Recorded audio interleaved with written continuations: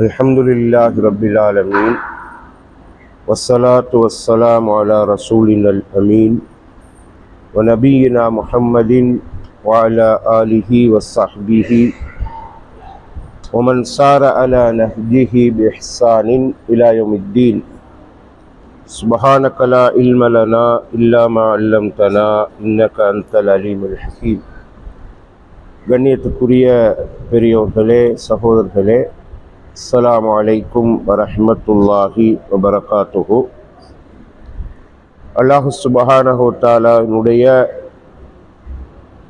அருள்மலை பொழிகின்ற இந்த ரமலானின் ஒரு முக்கியத்துவம் வாய்ந்த நாளை நாங்கள் சந்தித்திருக்கிறோம். ரமலான் மாதத்தின் 17ஆம் நாள். நம் அனைவருக்கும் தெரியும், பத்ர் யுத்தம் நடைபெற்ற ஒரு நாளாக இருக்கிறது. நாங்கள் அந்த யுத்தத்தை வரலாற்று நிகழ்வாக மட்டும் பார்ப்பதில்லை, அதிலே இருந்து பாடங்கள் படிப்பினைகளை பெற்றுக்கொள்கின்றோம்.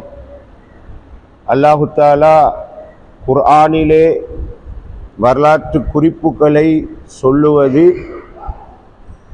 பாடங்கள் படிப்பினைகளை பெறுவதற்காக. குர்ஆனிலே அல்லாஹ் உண்மையான கதைகளைத்தான் சொல்கிறான். எங்களுக்கு முன்னால், அதாவது ரசூலுல்லாஹ்வுடைய காலத்துக்கு முன்னால் நடந்த வரலாற்று சம்பவங்களை கூறி அதன் ஊடாக எங்களுக்கு நிறைய பாடங்களை அல்லாஹ் புகட்டுகிறார். அந்த வகையிலே ஸல்லல்லாஹு அலைஹி வஸல்லம் அவர்கள் மக்காவிலே இந்த ஏகத்துவ கருத்துக்களை மனித உள்ளங்களிலே விதைத்தார்கள்.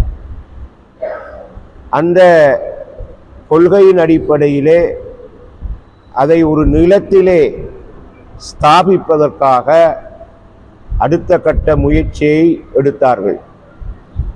அதிலே ஒன்றுதான் அவர்கள் தாயிஃபுக்கு சென்றது.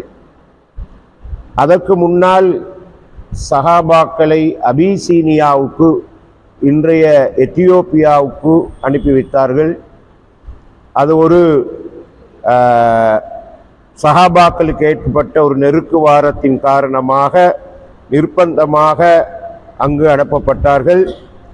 அங்கு ஒரு நல்ல மனிதர் ஆட்சியிலே இருந்தார், நஜ்ஜாஷி மன்னர். அவருடைய பாதுகாப்பின் கீழ் இந்த சஹாபாக்களை வைப்பதற்காக அனுப்பி வைத்தார்கள். அதுக்கு பிறகு தாயிஃப் நகர சம்பவம் நடைபெறுகிறது.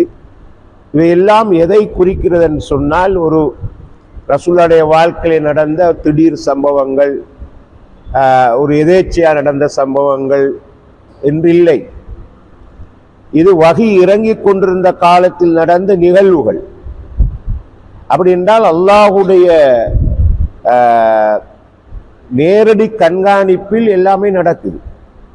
ஆகவே இதை சும்மா ஒரு வெறுமனே நடந்த நிகழ்வாக பார்க்கக்கூடாது.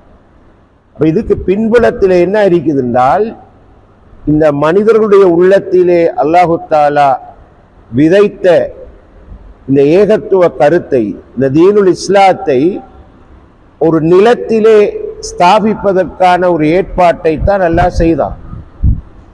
இறுதியிலே அது கைகூடியது மதீனா மாநகரிலே என்பது எல்லாருக்கும் தெரியும். ஆனாலும் இந்த இஸ்லாத்தை இந்த உலகத்திலே ஒரு சக்தியாக, ஒரு ஆதிக்க சக்தியாக வரவிடக்கூடாது என்பதிலே மக்கத்து குறைஷிகள், அதே போல அந்த கால யூத கிறிஸ்தவ சக்திகள், அதுக்கு அங்கால ரோம பாரசீக வல்லரசுகள் எல்லாம் கங்கணம் கட்டி கொண்டிருந்தாங்க. எனவே ரசூலுல்லாஹ் மதீனாவில் அமைதியா வாழ்ந்தாங்க என்று சொன்னால் அது பிழை. மக்காவில் எப்படி நிம்மதி இல்லாமல் எப்பொழுதும் அடியும் உதவியும் சித்திரவதையும் இருந்ததோ, அதே போல மதீனாவிலே வேறு வகையான இடையூறுகள், அந்த இடையூறுகளில் தான் யுத்தம் நடந்ததை நாங்கள் பார்க்குறோம். இந்த யுத்தங்களின் ஊடாக அல்லாஹு தஆலா எதை நோக்கமாக கொண்டான் என்றால், தன்னுடைய கொள்கை, தன்னுடைய சத்திய மார்க்கம் உலகத்தில் நிலை பெற வேண்டும். இதுதான் அல்லாஹ்வுடைய நாட்டம். மனிதர்களை பொறுத்த மட்டும் சண்டை பிடிச்சு கொள்வாங்க. அந்த சண்டையின் முடிவில் தங்களுடைய பழைய பகைமையை தீர்த்து கொள்வாங்க, சில லாபங்களை பெற்றுக்கொள்வாங்க. இப்போ பாருங்க, இந்த பத்ர் யுத்தம் நடைபெறுவதற்கு ஒரு காரணம் ஒன்று இருக்குது. என்ன காரணம்? அபூ சுஃபியான் ரலியல்லாஹு அன்ஹு அவர் இஸ்லாத்தை தழுவுறதுக்கு முந்தி ஷாம் தேசத்தில் இருந்து மக்காவை நோக்கி தன்னுடைய வியாபார கூட்டங்களோடு வாரார். அப்ப ஸல்லல்லாஹு அலைஹி வஸல்லம் அவங்க மசூரா பண்றாங்க, இந்த வியாபார கூட்டத்தை வழி மறிக்கணும். அதுல இருக்கிற அவ்வளோ சொத்தும் முஹாஜிரின்களுக்கு உரியது. முஹாஜிரின்கள்ட்ட இருந்து மக்காவில் அவங்க சூறையாடினதுல முடிவுக்கு வராங்க. அந்த கூட்டத்தை வழிமறிக்கிறதுக்காகத்தான் ரசூலுல்லாஹ் திட்டமிட்டு போனது. ஏன்னா அது அவங்களோட உரிமையை பெற்றுக்கொள்றது. தங்களோட உரிமை இழக்கப்பட்டா அதை பெற்றுக்கொள்றது மார்க்கத்தில் கடமை. அப்ப அல்லாஹு தஆலா இதை எப்படி மாற்றி அமைக்கிறான்னு பாருங்க.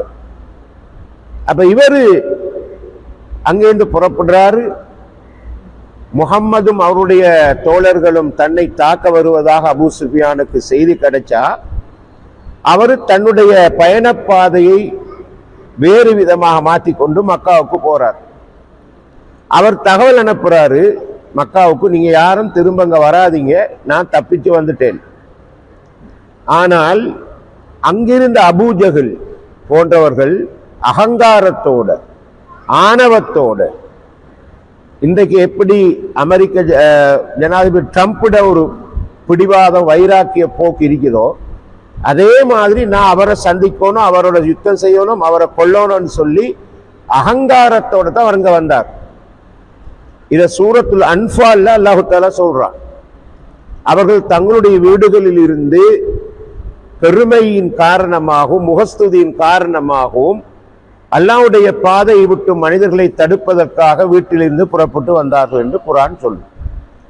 அவ இப்படி வந்த நேரம், இப்ப இந்த கோஷ்டி சிரியாவில் இருந்து வருவது, அந்த கோஷ்டி மக்காவில் இருந்து வருவது. அப்ப அல்லாஹு தஆலா சொல்றான் சூரத்துல் அன்ஃபால்ல, வ இது யஇதுகுமுல்லாஹு இஹ்த தாயிஃபத்தைனி அன்னஹா லகும். இந்த ரெண்டு குழுக்களில் அல்லாஹு தஆலா ஒரு குழுவை உங்களுக்காக வாக்களித்தான். இந்த ரெண்டு குழுவுல ஒரு குழுவோடத்தான் நீங்க யுத்தம் செய்ய வேணுங்கிற அல்லாஹ்வோட தீர்மானம். ஆனா நீங்க எப்படி வதவதுன அன்ன கைர ذات ஷௌகதி தகுனு லகும், பலமில்லாத கோஷ்டி உங்களுக்காக அமைய வேண்டும் என்று நீங்க விரும்பினீங்க. பலமில்லாத கோஷ்டின்னா நிராயுத பாணிகளா வார அபூ சுஃபியான் கோஷ்டி. உங்களோட இலக்கு என்னண்டா அந்த சொத்துக்களை பறிக்கணும் என்ற நோக்கம். பாருங்க அல்லாஹ் தஆலா என்ன மாதிரி சொல்றான்னு. அப்ப இந்த வகையில இப்ப ரெண்டு கோஷ்டியில சஹாபாக்கள் விரும்பினது இந்த கோஷ்டியை. ஆனா அல்லாஹ் தஆலா என்ன சொல்றான்னு சொன்னா, வயுரீதுல்லாஹு அன் யுஹிக்கல் ஹக்க பிகலிமாத்தி, அல்லாஹ் தன்னுடைய கொள்கையின் மூலம் சத்தியத்தை நிலைநாட்ட விரும்பினான். நீங்க அந்த அந்த வியாபார கோஷ்டிக்காக ரெடி ஆகுனீங்க. அல்லாஹ் தஆலா என்னோட நோக்கம் அது இல்லை. நீங்க பெரிய மனிதர், நீங்க நபி, நபிக்கு பின்னணிக்கிற சஹாபாக்கள், நீங்க ஒரு அற்பமான நோக்கத்துக்காக போராடக்கூடாது. நீங்க இந்த மார்க்கம் வாழ்வாங்க வாழ வேண்டும்ங்கிறத போராடுங்கன்னு சொல்லி அந்த பத்ர் யுத்தம் நடந்ததை நாங்க பார்க்கணும். அப்ப இதுல இந்த பத்ர் யுத்தத்துல பின்புலம் இதுதான். அல்லாஹ் தஆலா முஸ்லிம்களுக்கு சொல்ல வர விஷயம், நீங்க ஒரு முன்னெடுப்பை எடுத்தா அது உங்களோட சுயநலத்துக்காக சுய லாபத்துக்காக மனோ இச்சையின்படி நீங்க எடுக்காதீங்க. அல்லாஹ்வுடைய மார்க்கத்தை முன்ன வச்சு எடுங்க. அல்லாஹுக்காக, அல்லாஹ்வுடைய மார்க்கத்துக்காக எதையும் நீங்க செய்யறோங்கிறது தான் இதுல நாங்க படிப்படியா பெறுகிறோம். ஒன்று. ரெண்டாவது, இந்த யுத்தத்தில் அல்லாஹு தஆலா 3 சக்திகள் வேலை செஞ்சதுன்னு குர்ஆன்ல தெளிவா சொல்றான். ஒன்று ஈமானிய பலம், சஹாபாக்கள் ஈமானிய பலம். இரண்டாவது அவர்களுக்கு மத்தியில் இருந்த ஒற்றுமை பலம், சகோதரத்துவ பலம். மூன்றாவது அவர்களிடத்திருந்த ஆயுத பலம்.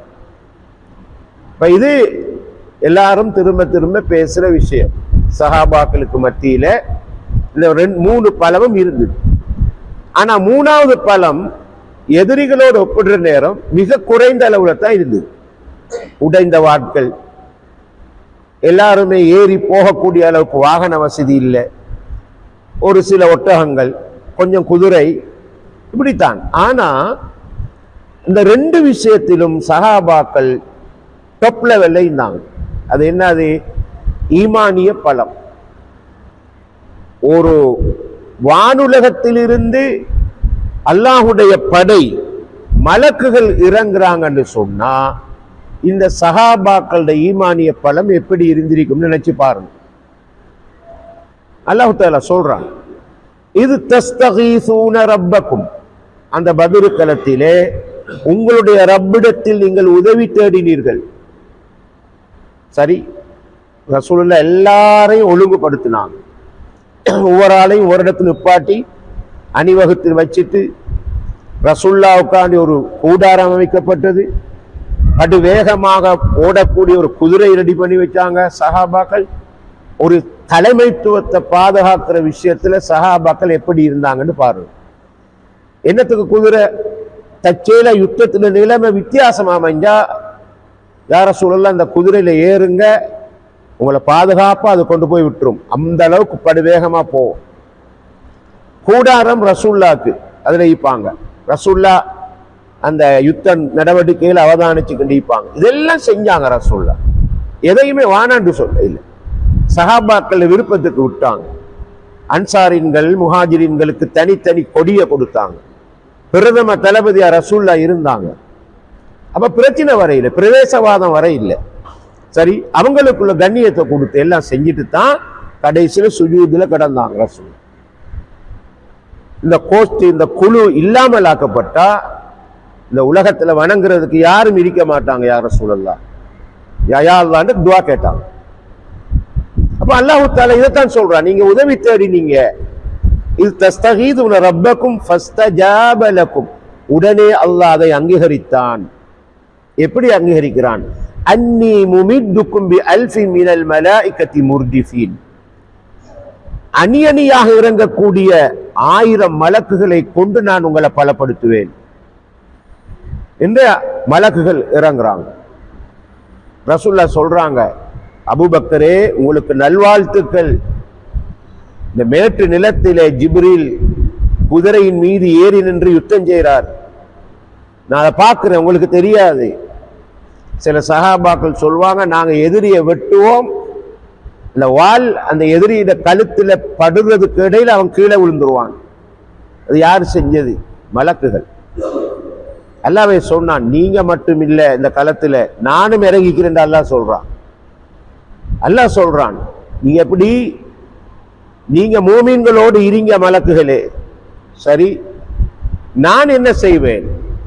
நான் உங்களை மாதிரி ஆயத்தை பிடிச்சி யுத்தம் செய்ய மாட்டேன். நான் வித்தியாசமான ஒரு கேமை காட்ட போறேன். அது என்ன கேம்? சஉல்கி ஃபீ குலூபில் லதீன கஃபரு ருஅப், நிராகரிப்பாருடைய உள்ளங்களில் பயத்தை போடுவேன். பயத்தை போடுவேன். இன்றைக்கு இந்த ஈரான் தாக்குனதுக்கு பிறகு நடந்துக்கிற அதுதான். அமெரிக்க போர்சஸ், இஸ்ரேல் போர்சஸ் எல்லாம் அழுது கொண்டு கையில பயங்கரமான துப்பாக்கியில வச்சு துப்பாக்கியை கட்டி பிடிச்சு கொண்டு அழுகிற காட்சியெல்லாம் வருது. சரி, குர்ஆன் சொல்ற மாதிரி தான் அவங்க இன்னும் மீக்கிறாங்க யூதர்கள். சூரத்துல் ஹஷ்ர்ல அல்லாஹ் சொல்றான், யூதர்கள் பெரும் பெரும் சுவர்கள் கோட்டைகளுக்கு அப்பால் போய் நின்று கொண்டுதான் யுத்தம் செய்வாங்க, நேரடியா வரமாட்டாங்க. அந்த காலத்துல அப்படித்தான். ஸல்லல்லாஹு அலைஹி வஸல்லம் வியாழக்கிழமை தான் படம் நடத்தி போவாங்க. சரி, அவங்க சொல்வாங்கலாம் ஜா முஹம்மத் வல் ஹமீஸ், வியாழக்கிழமை படையோடு முகமது வந்து விட்டார்னு ஓடி போய் இந்த ஹைபர் கோட்டையெல்லாம் இருக்குது இன்றைக்கும், அதுக்குள்ள போய் கதவை மூடிக்கொள்றது. அந்த சிஸ்டம் தான் இப்போ சூரத்துல் ஹஸ்ர்ல அல்லாஹ் சொல்றான். அவங்க பங்கர்களை போய் ஒளிஞ்சிடணும். இஸ்ரேல் கவர்மெண்ட அறிவிப்பது தான். அந்த அபாய ஒளி எழுப்பின உடனே எல்லாரும் உள்ளுக்க போறாங்க. ஆனா இன்றைக்கு அதுவும் தோல்வி அடைஞ்சிக்குது. ஏண்டா இந்த எரிகணை தாக்குதலால வார அந்த நச்சு புகை அந்த பங்கருக்குள்ள போய் அங்கேயும் இருக்க இயலாது, வெளியே வரணும். உள்ளுக்க அழுக சத்தம், போர்சஸ் முதல் கொண்டு அழுது கொண்டிருக்கிற நிலையை பார்க்கிறோம். இந்த பத்ர் யுத்தத்தில் எல்லாம் சொன்னான்னா பயத்தை போடுவேன், மற்றதெல்லாம் நீங்க கவனிங்க, நானும் இருக்கிறேன். அப்ப இந்த விஷயத்துல ஏன் உளவு நடந்ததுன்னு சொன்னா, ரசூலுல்லாஹ் ஈமான நான் சொல்ல தேவையில்லை, அது நபி. சஹாபாக்களோட ஈமான் மிச்சம் உச்சகட்டத்தில் இருந்து. ரெண்டாவது, அவங்ககிட்ட இருந்த பலம் சகோதரத்துவ பலம், ஒற்றுமை பலம். சரி, அந்த யுத்த காலத்தில் முஹாஜிர் அன்சாரிங்கன்னு பார்க்க இல்லை. நாங்கள்லாம் களிமா சொன்ன முஸ்லீம்கள்.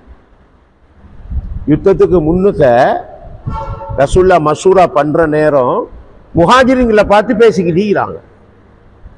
பாருங்க ரசூல்லா எப்படி ஒரு மனிதாபிமானம் மிக்க ஒரு தலைவர்னு சொல்லி. அப்போ அன்சாரின்களுக்கு வித்தியாசமா விளங்குது. என்ன அது அங்கே பார்த்து பேசுறாங்க? ஏன் ரசூல்லாக்கு மனசு கேட்க இல்லை, திரும்ப திரும்ப அன்சாரின்களை கரைச்ச பண்றது. சரிதானே? ஹிஜ்ரத்தின் பொழுது உதவி செஞ்சால்க, இப்போ யுத்தத்துக்கு போறதுக்கு நீங்க சல்லித்தாங்க, நீங்கெல்லாம் வாங்க, உங்களோட சொத்துக்களை தாங்கன்னு கேட்கறதுக்கு மனசு கஷ்டம். ஆனா ஒரு சஹாபி புரிஞ்சு கொண்டார். அன்சாரின்களை சஹாபி புரிஞ்சு கொண்டு, யார சொல்லலாம், நீ ஏங்க நீங்க தயங்குறீங்க, எங்கிட்டையும் நீங்க உதவி கேளுங்க, நாங்க அவங்களுக்கு உதவி செய்வோம். நீங்க எங்களை கூட்டிட்டு போங்க, குறுக்க ஒரு கடல் வருவது, அந்த கடல்ல நீங்க குதிங்க என்று சொன்னா நாங்க குதிப்போம், அதுக்கும் தயாரான ஆள்கத்தான். நீங்க அப்படியெல்லாம் ஒண்ணு நினைக்க வேணான்னு சொல்லக்கூடிய அளவுக்கு சஹாபாக்களுக்கு மத்தியில் ஒற்றுமை. இன்றைக்கு எங்க இருக்குது? இன்னைக்கு எப்படி? இன்னைக்கு இந்த சில்லறைகள் இருந்து கொண்டு இவ்வளோ பெரிய ஒரு பொது எதிரியோட 80 வருஷம் நான் தான் போலீஸ்காரன், சரி, நான் நினைச்ச இடத்துக்கு போவேன், நினைச்ச இடத்துக்கு அடிப்பேன், நினைச்ச ஆட்களை பிடிப்பேன், நினைச்ச ஆட்களை ஜெயில போடுவேன், அப்படி சொன்ன ஒரு ஒரு என்னது ஒரு பராக்கிரம சக்திய ஒரு ஆட்டி வைக்கிற நிலைக்கு வந்து தானே இருக்குது. யோசிச்சு பாருங்க பாப்போம். சரி, யார் செஞ்சீங்க? 57 முஸ்லீம் நாடு இருந்தீங்க, என்ன செஞ்சீங்க? ஒன்னும் கிழிக்க இல்லை. சரியா? ஒன்னும் கிழிக்க இல்லை. இதுக்கிடையில என்ன பிரச்சனை? ஷியா சுன்னி பிரச்சனை. அவன் ஷியாக்காரன், அவனோட நாங்க ஒத்துழைக்க கூடாது. யாரு பேசுற ஆட்களை பார்த்தா அகீதா பற்றிய முழுமையான தெளிவில்லாத யூடியூப் நடத்துற ஆட்கள். அகீதா என்கிறது மதரசாவில், யூனிவர்சிட்டியில், இஸ்லாமிக் யூனிவர்சிட்டி தனி பாடம். அது இறை விசுவாச கோட்பாடு தனி பாடம். அதுல ஸ்பெஷல் செஞ்ச உலமாக்கள் இருக்கிறாங்க. சரி, அதுல ஸ்பெஷல் செய்யறாங்க. நீங்க ஒவ்வொரு துறையில ஸ்பெஷல் செய்யறாங்க, சிறப்பு தேர்ச்சி. அகீதால சிறப்பு தேர்ச்சி பெற்ற உலமாக்கள் இருக்கிறாங்க. யாருமே உலகத்துல ஷியாக்கள் அனைவரும் காஃபிர்னு ஃபத்வா, ஒட்ட ஃபத்வா கொடுக்க இல்லை. எல்லாரும் காஃபிர்னு ஃபத்வா கொடுக்கல, இதுவரைக்கும் கொடுக்கல. காதியானிகளுக்கு கொடுத்திக்கிறாங்க காஃபிர்கள். ஏன்? இறுதி நபி ஒரு வருவார் முகமது ஸல்லல்லாஹு அலைஹி வஸல்லம், பிறகு மிர்சா குலாம் அஹ்மது சொன்னதுக்காக ஃபத்வா கொடுத்தாங்க, நீ காஃபிர். ஏன்னா கடைசி நபி ரசூல் ஸல்லல்லாஹு அலைஹி வஸல்லம் தான். அது அக்கீதாட விஷயம். ஆனா இவங்களை பத்தி ஒட்ட ஃபத்வா எல்லாரும் காஃபிர்னு எங்கேயும் கொடுக்கப்பட இல்லை. அந்த ஷியாக்கள்ல ஒரு சிலர் தீவிரமாயிக்கிறாங்க. அலி ரலியல்லாஹு அன்ஹு அல்லாஹ்னு சொல்ற கோஷ்டி இது. சஹாபாக்களை கடுமையாக விமர்சிக்கிறார்கள் இருக்கிறாங்க, ஒரு சிலர் இருக்கிறாங்க. ஒட்டுமொத்தமா அப்படி இல்லை. சரி, இப்ப இந்த தருணத்துல எரியிற நெருப்புல எண்ணெயை ஊத்துற வேலையை செஞ்சு கொண்டிருக்கிறாங்க எங்கட கொஞ்சம் பேர் இருந்து கொண்டு. பாருங்க, அல்லாவுக்கு ஐடியா சொல்ற மாதிரி இது. சுப்ஹானல்லாஹ், அல்லாஹ் பாதுகாப்பு. எப்படின்னா, இந்த ஒற்றுமை பலம் இல்லாட்டி நாங்க கீழே தொலைஞ்சு போயிருவோம், அவ்வளவுதான். அது சர்வதேசத்துல மட்டும் இல்லை, குடும்பத்திலே ஊர்லயே எங்கேயுமே கீழே போய்த்துருவோம். எங்கிட்ட என்ன பலம் இருந்தாலும் எங்களுக்கு மத்தியில கருத்து வேறுபாடு இருந்ததாக்கும், கருத்து முரண்பாடு இருந்ததாக்கும், கீழே போயிருவோம். பணம் இருந்தாலும் சரி, அறிவு இருந்தாலும் சரி, இந்த உள்ளங்கள் ஒற்றுமைப்படாத வரைக்கும் சாத்தியப்படாது எது.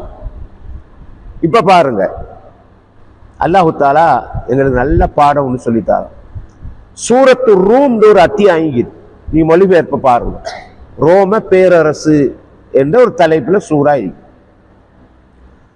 ரோம பேரரசு அந்த காலத்துல கிறிஸ்தவ மக்கள் வாழ்ந்த இடம்.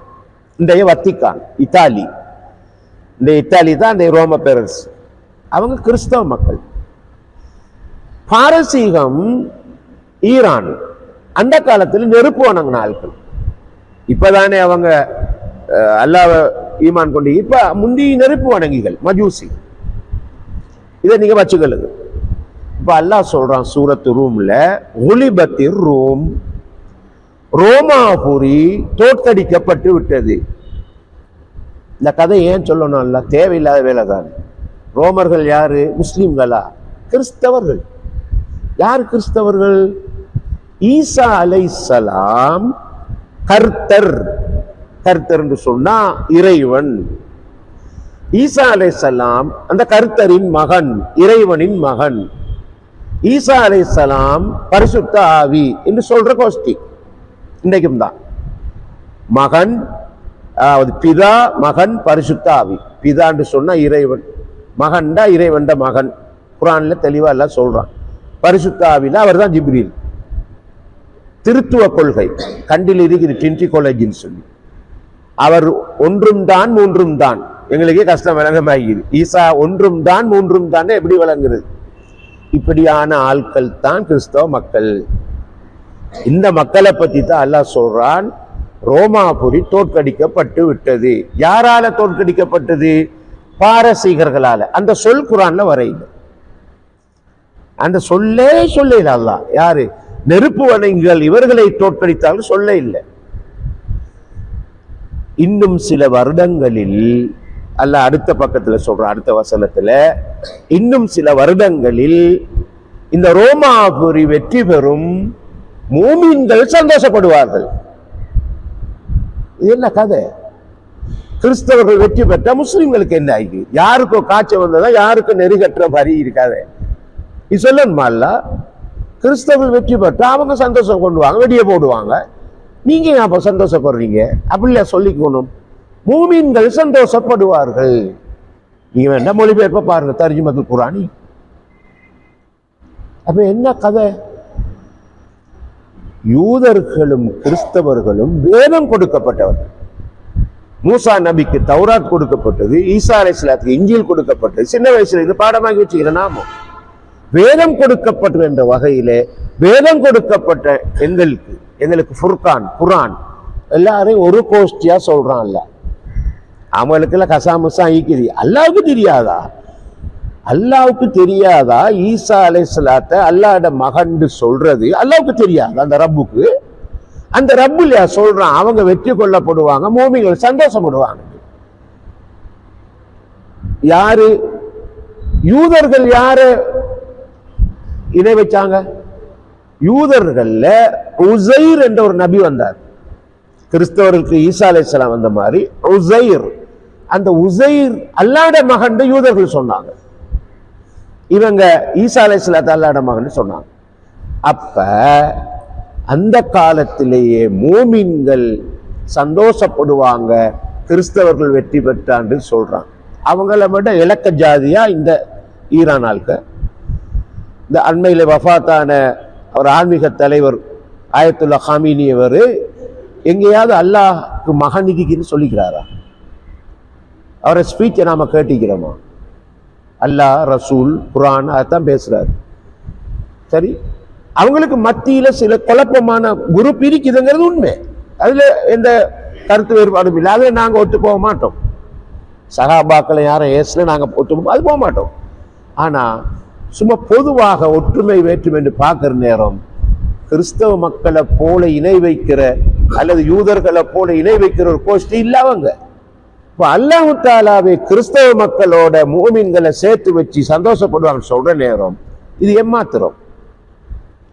இது சும்மா தேவையில்லாத ஒரு பிரச்சனையை கிளறி மூமின்களோட மானுஷிகமான அந்த பண்புல கை வைக்கிற மாதிரி ஒரு வேலை. அது கொஞ்சம் பேர் தான், ஆனா அது ஒரு சிக்கல். ஆகவே ஒற்றுமை பலம். ரைட். இப்ப பாருங்களேன், இன்னொரு வகையில சொல்றதா இருந்தா அல்லாஹ் சொல்றான், எனக்கு நீங்க முக்கியம் இல்லை. எப்படி? எனக்கு முஸ்லிம்களே நீங்க முக்கியம் இல்லை, உங்களை விட என்ன மார்க்க முக்கியம். அல்லாஹ்வோட தீர்மானம் அப்படித்தான். நாம நினைச்சுக்கிட்டீங்க நான் களிமா சொன்ன முஸ்லீம், சரி நான் என்னத்தான் அநியாயம் செஞ்சாலும் அல்லாஹ் மேல கொண்டு, எனக்கு மார்க்கம் தான் முக்கியம், எனக்கு மானுட பண்பு தான் முக்கியம், எனக்கு நீதி தான் முக்கியம், எனக்கு சமத்துவம் தான் முக்கியம்.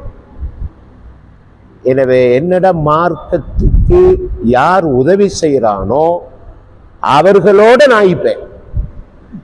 இதான் உண்மை. இதை தெளிவா சொல்றான் சூரா முஹம்மத் கடைசி வசனம். அந்த கடைசி வசனத்துல கடைசி பகுதியை மட்டும் நான் மொழிபெயர்த்து சொல்லி முடிக்கிறேன். நீங்கள் இந்த மார்க்கத்துக்குரிய பணியை செய்யாமல் திரும்பி சென்றால், அல்லாஹ் சஹாபாக்களை பார்த்து சொல்றான், வஇன் ததவல்லவ் யஸ்தப்தில் கௌமன் கைரக்கும் ثم لا يكونوا அம்சாலக்கும்.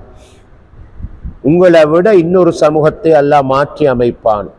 நீங்க மார்க்கத்துக்குரிய பணியை செய்யாம திரும்பி போனா நீங்க எனக்கு முக்கியம் இல்லை, செல்லா காசு. உங்களை அனுப்பி போட்டு வேறொரு சமூகத்தை அல்லாஹ் கொண்டு வருவான். அவர்கள் உங்களை போல இருக்க மாட்டார்கள், உங்களை போல இருக்க மாட்டார்கள். சரியா? சுமார் 60,000க்கு 80,000க்கு இடப்பட்ட முஸ்லிம்களை கொண்டான் காசாவில். எல்லாருக்கும் தெரியும். இந்த நாங்கள அஹ்லு சுன்னா இந்த கத்துறால் கேட்கிறாங்க தான், எங்க போனீங்க? எங்க போனாங்க அவங்க? இந்த அரபு நாடுகள் இன்றைக்கு யூடியூப்ல வருவது. அந்த ஆயத்துல்லா கொமேனியை கொள்றதுக்கு ஐடியா கொடுத்தது சல்மான் தாண்டு, சவுதியோட இளவரசர். அடிக்கடி வந்துகிட்டீங்க. எங்கடா போனீங்க? நீங்க எல்லாம் பெரிய பீத்துறீங்க, அஹ்லு சுன்னா வல் ஜமா, நாங்க தான் சொர்க்கம் போவோம், நீங்க எல்லாம் நரகம் சொல்ற குரூப் எங்க போனீங்க? 60,000 துடி துடிக்க வஃபாத்தா நாங்களே, சைதா நாங்களே.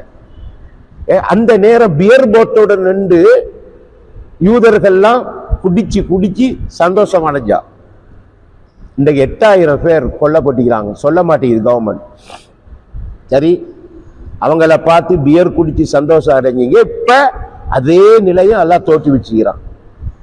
மக்கள் கொல்லப்படுறது நாங்க விரும்புற இல்லை, அந்த அளவுக்கு கல்மனசுக்காரர்களும் இல்லை. நடக்கிறத சொல்ற. எங்க போனீங்க நீங்க? அப்ப அல்லாஹ் இன்னொரு கோஷ்டியை கொண்டு சரி இந்த 80 வருஷம் ஆட்டி அடைக்கிறானே இவனை நிலைக்குள்ளே வச்சுக்கிறான். சரி, ஆகவே இது நாங்க விலகி கொள்ளணும். இந்த ஒற்றுமை இல்லாட்டி இதை நடக்கும். நான் எனக்கு மார்க்கம் முக்கியம், எனக்கு மக்கள் முக்கியம், மனிதர்கள் அநியாயமா கொல்லப்படக்கூடாது. நீங்க உங்களோட டியூட்டியை செய்யலையா போங்க, நான் யாரை வச்சே செய்வேன். சரி, நீங்க கொல்லப்பட்ட அவ்வளோ பேரையும் பாருங்க. அரபு நாட்டு தலைவர்கள் அமெரிக்கா அநியாயமா கொண்டான், சத்தாம் ஹுசைனை கொண்டான், கடாபியை கொண்டான், உசாமாவை கொண்டான். எல்லாமே எண்ணெய் வளத்தை சுரண்டது. பலஸ்தீன் தலைவர்களை எஹியா ஹானியா போனாரு, சின்வார் போனாரு, ஈரான் ஜனாதிபதி போனாரு, விமான விபத்துன்னு சொன்னானுவல்.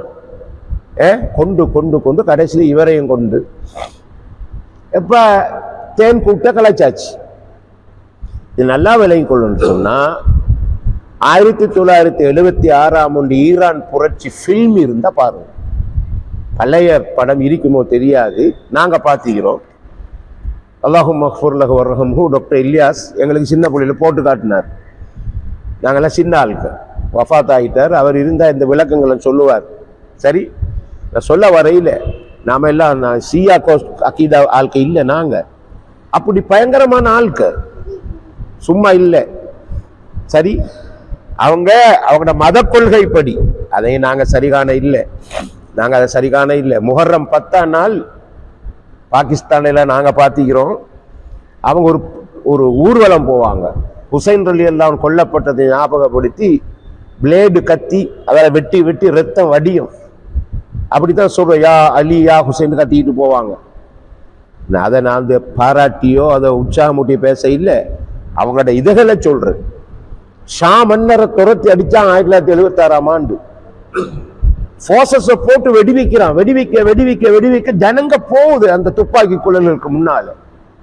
அப்படித்தான் அந்த ஈரானை ஒரு கண்ட்ரோலுக்கு கொண்டு வந்தார் ஆயத்துல்லா கொமேனி. பிரான்ஸ்ல இருந்து கொண்டு பிரான்ஸ்ல இருந்து கெசட் பீஸ் தான் அப்போ வரும். இப்போ அதெல்லாம் இல்லையா? அதுக்கு ஒரு சிடி டிவிடிலாம் வந்து இப்போ வேற என்னமோ வந்தீங்க. கெசட் பீஸின் ஊடாதான் பேசி பேசி பேசி பேசி ஈரானுக்குள்ள அனுப்பி அந்த மக்களை ஒன்று திரட்டி ஷாமன்ன துரத்தி அடிக்கப்பட்டார். சரி, அவங்கள பத்தி எப்பவுமே அமெரிக்காவுக்கு ஒரு கண்ணு தான், இவங்க வல்லரசு சக்தியா வருவாங்கன்னு சொல்லி. ஆகவே இப்ப கொஞ்சம் தொட்டு பார்த்ததுதான் இது. தொட்டு பார்த்து இவ்வளவு நாங்க சொல்ல வர இல்லை. பல்லவே சொல்றான், நீங்க செய்யலாட்டி போங்க ஸ்ரீதேவி, நான் யாரைய வச்சு செய்யறேன்னு செய்யற மாதிரி தான் இருக்கிறது.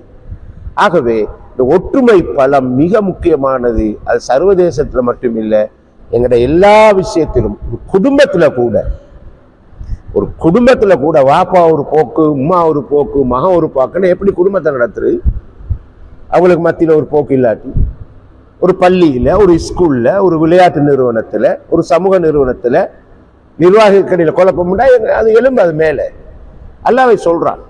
எனவே இந்த விஷயத்துல இன்றைக்கு நாங்க அல்ஹம்துலில்லாஹ்னு சொல்லி, அன்றைக்கு உடைந்த வாழ்க்கையோட தான் சஹாபாக்கள் போனாங்க. தவக்குள் மேல இருந்தது. இன்றைக்கு மாஷா அல்லாண்டு அவங்க பாவிக்கிற கனரக ஆயுதங்கள்லாம் பார்த்தா உலகமே வியந்து பார்க்குது. இந்த சூப்பர்சோனிக்லாம் போய் அவங்கள்ட்ட அயன் டோம் எல்லாம் தகர்த்து அடிச்சுக்கிட்டு போயிட்டு எங்கேயோ உளுந்து என்னமெல்லாம் நடக்குது. அப்படி மலைச்சு போய் நிற்கிறான். இன்றைக்கு நேற்று செய்தி, எங்கேயோ ஒரு பேட்டியில ட்ரம்ப் வந்து கண்ணீர் விட்டுக்கிட்டு இருக்கிறாரு. அப்படியும் வருவது கிறிஸ்தவ மத குருக்கள் போய் ஆறுதல் சொல்ற மாதிரிலாம் வருவது. அதுல இந்த பிரச்சனை இருக்குது, ஏஐ பிரச்சனை இருக்குது. சரி, உண்மையா பொய்யாண்டு விலகி கொள்ளாத நிலைமை நீக்குது. ஆனா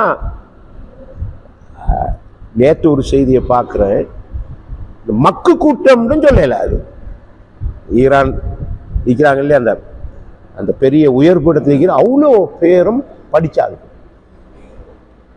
அதுல நேற்று நான் வாசிச்சதுல ஒரு ஆள் இருக்கிறாரு, ஒரு என்னது இருதய மாற்று சிகிச்சை செய்யறதுல ஒரு ஸ்பெஷலிஸ்ட் ஒன்றுங்கிறார், பிஹெச்டி முடிச்ச ஆட்கள்.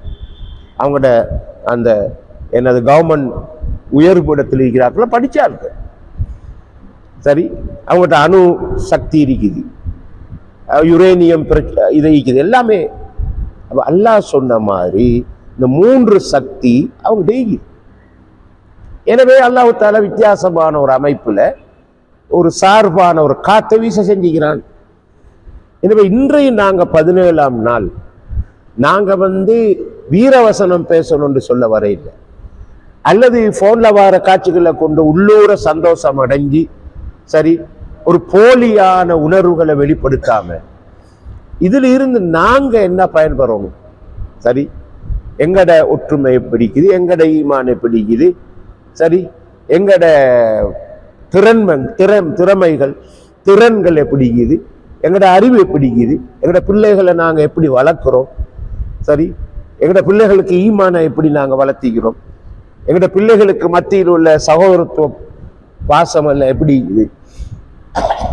ஒரு காலம் இருந்தது வேலிச்சண்டை கோழிச்சண்டை, அதுக்காக சண்டை பிடிச்சிக்கிட்டு மௌத்து வரைக்கும் கதைக்காம இருந்து மௌத்தா போன நிலைமையில நம்மளோட ஊர்ல இருந்து.